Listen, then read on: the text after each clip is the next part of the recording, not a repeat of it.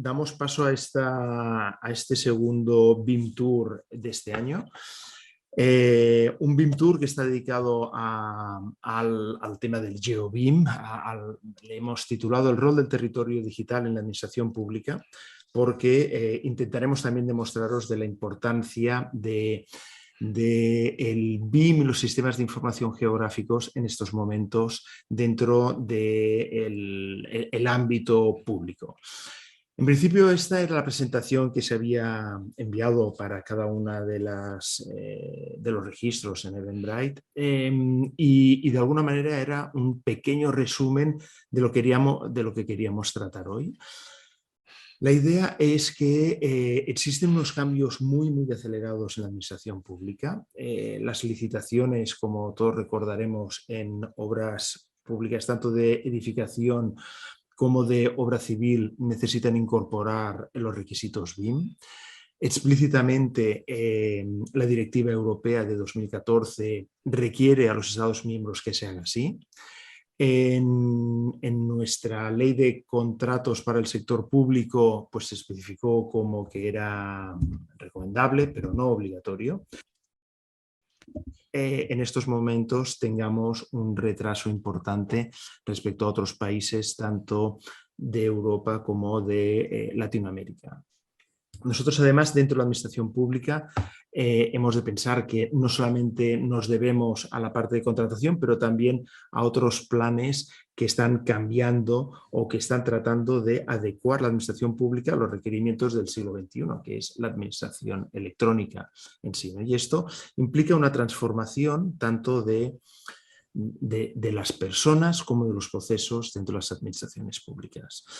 Por ello, hoy también vamos a tener unas sesiones que intentarán darnos una visión de lo que significa esta transformación de un sector como el de la administración pública hacia unos nuevos perfiles, unas nuevas necesidades que nos pide en estos momentos Europa. Nos pide que seamos un continente resiliente, nos piden que además seamos sostenibles y nos pide además, y entonces la idea también es el hecho de que se nos pide que transformemos todo nuestro patrimonio arquitectónico e infraestructural, porque resulta que nuestro patrimonio arquitectónico edificado es el mayor consumidor de energía que tenemos en este momento en el continente, ¿no?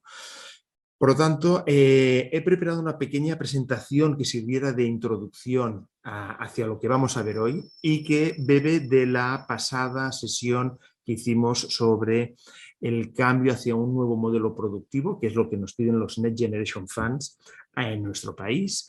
Y por lo tanto tenemos un plantel magnífico que os iremos presentando sesión a sesión, presentación a presentación, para tratar de hacer esto. Vamos a tratar de ver de qué manera los fondos Next Generation nos van a influenciar en la manera de trabajar.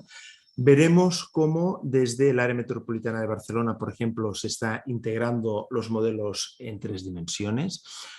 Tendremos también unas presentaciones desde el punto de vista tanto de software como de hardware para dar solución a estas necesidades. O sea, va a ser una sesión también muy práctica para ver de qué manera podemos hacer todos estos procesos e intentar ayudar a que todos los municipios y entes públicos puedan ir captando esta manera nueva de hacer.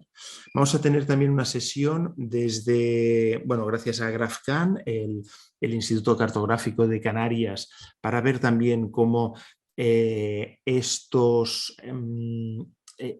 bases de datos pueden servir para poder generar una nueva mapificación de lo que está ocurriendo, y tendremos el caso de La Palma, muy interesante.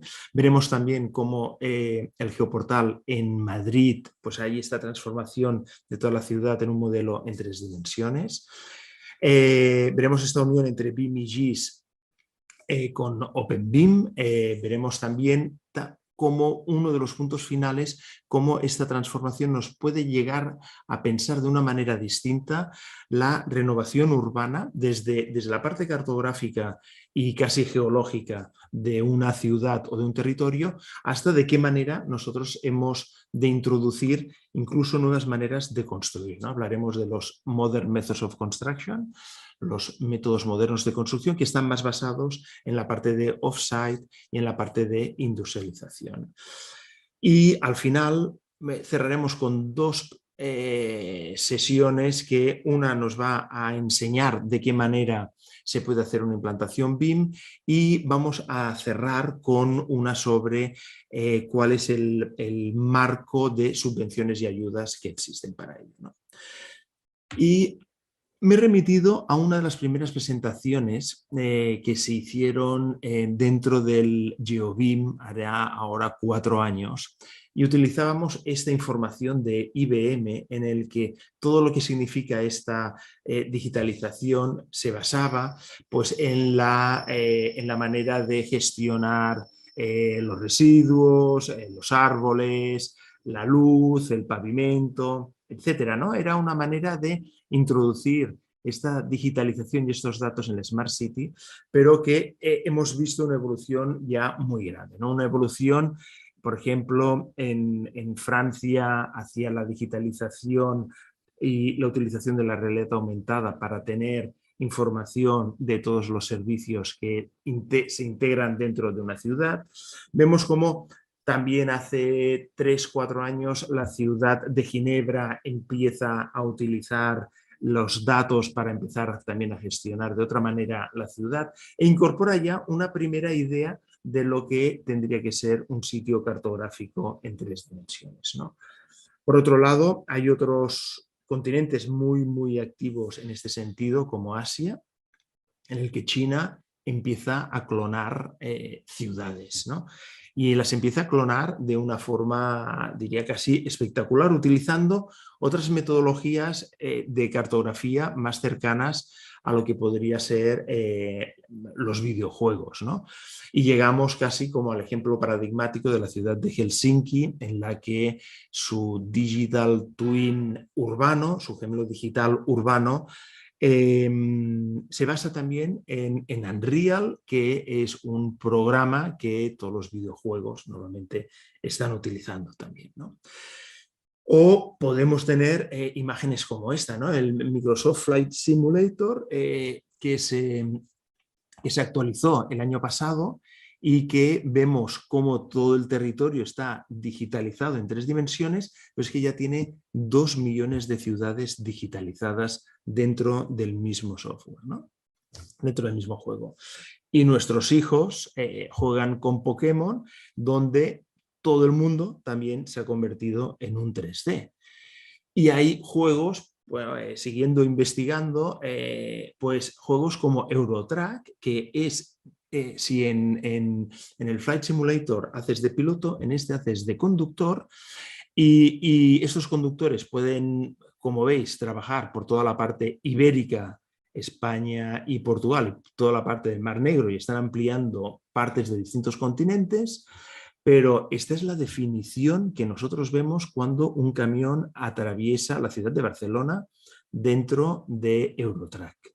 Pero dices, hombre, es una definición en la que incluso no solamente la parte urbana, sino también la parte territorial está digitalizada. O sea, tienen digitalizado toda España, todo Portugal, parte también de la zona de cuenca mediterránea, decimos de la parte este, para jugar. O sea, esto es para jugar, ¿no? Por otro lado, también vemos cómo inteligencia artificial y otras soluciones se están incorporando en la vida de la gestión de nuestras redes de tráfico, ¿no?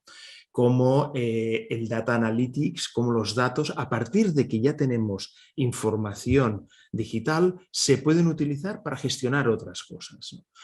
Y como esta gestión ya normalmente, si vemos cómo, y es la parte digamos así, bonita, bueno, de ver cómo gestionar la ciudad.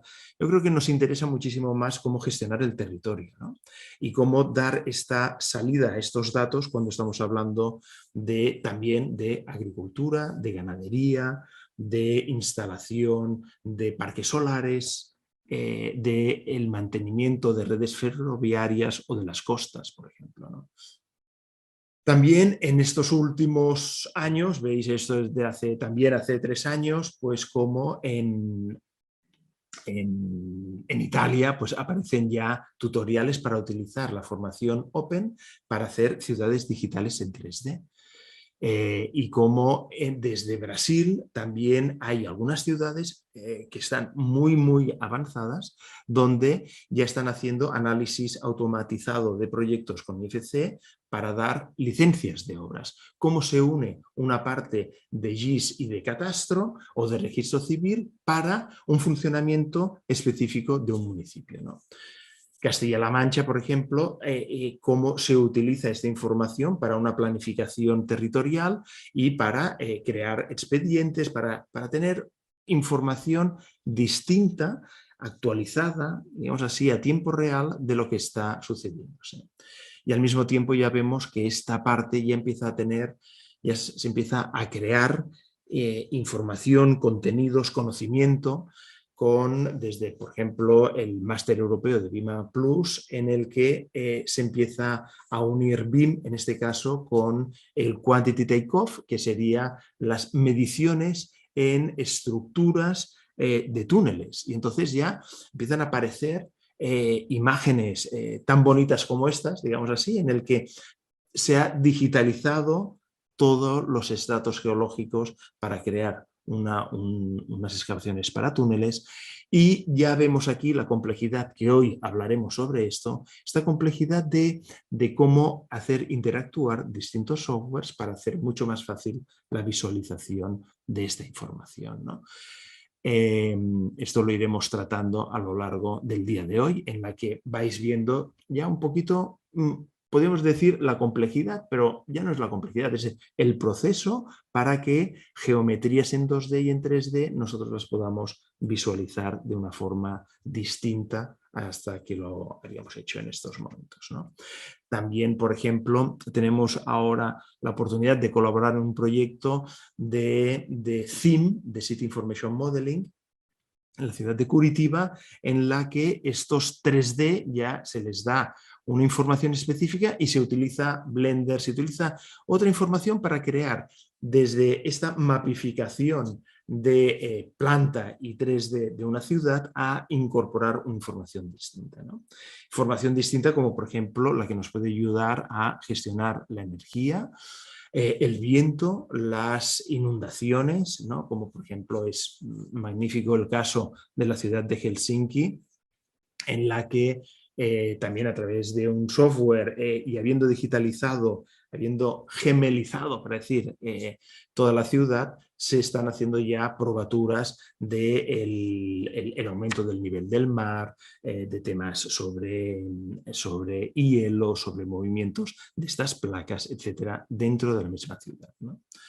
También esta inteligencia artificial se utiliza para hacer estas licitaciones, y estas licitaciones ya se incorporan, que esto quizá desde el sector promotor inmobiliario privado se está utilizando mucho, pero ya en muchos países la capacidad del promotor público de utilizar esta información, tanto en el Reino Unido como en Estados Unidos, también lo estamos viendo, ¿no? Google Earth es algo que nosotros estamos utilizando casi día a día junto con Google Maps, pero imaginaos también ahora estas nuevas funcionalidades en las que podemos ver el crecimiento de nuestra ciudad a través de los años gracias a las distintas fotografías que se han ido generando desde 1985, como veis aquí, hasta el día de hoy, ¿no? Ellos van haciendo trabajos en distintas ciudades.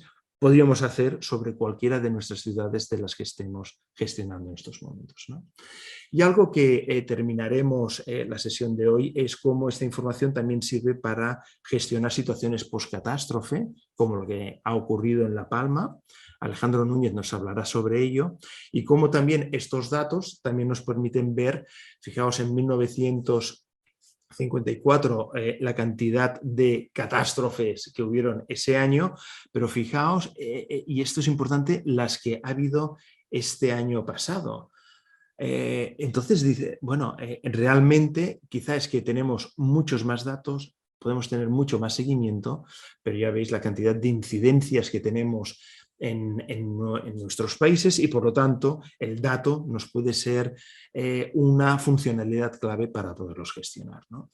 Y para evitar situaciones como estas, ¿no? Por ejemplo, en el Ayuntamiento de Valencia, en la que hay expedientes, más de 5.000 expedientes pendientes para obtener una licencia de obras. Es conocida en la ciudad de Barcelona estos 18 meses o en Sitges estos 24 meses que necesitas para poder hacer una cocina si hay un cambio estructural dentro de tu vivienda, ¿no?